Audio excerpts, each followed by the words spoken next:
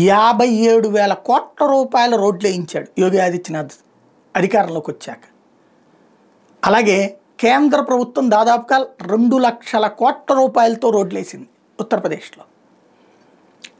ఆ క్రెడిట్ అంతా ఎవడన్నా రాశాడ వార్త? ఒక్కడు రాయలే.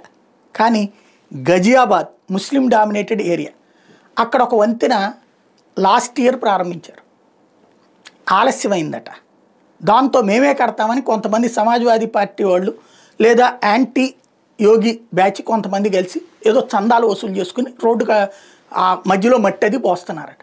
అదిగో చూసారా యోగి ఆదిత్యనాథ్ ఫెయిల్యూరు. గజియాబాద్లోని ఒక గ్రామంలో ఒక రోడ్డు వేయకపోతే వీళ్ళు వెళ్ళి వేస్తున్నారు.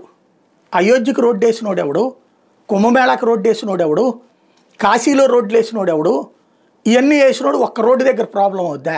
అది కూడా మొన్న మధ్యదే.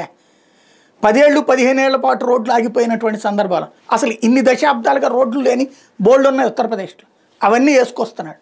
కానీ విష ప్రచారం చూసారా? సోరోస్ మైండ్ సెట్ చూసారా?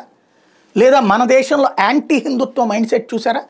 హిందుత్వవాదుల్ని ఏదో ఒక విధంగా దొంగలు చేసే ప్రయత్నంలో జరిగేటటువంటి తెలివితేటలే.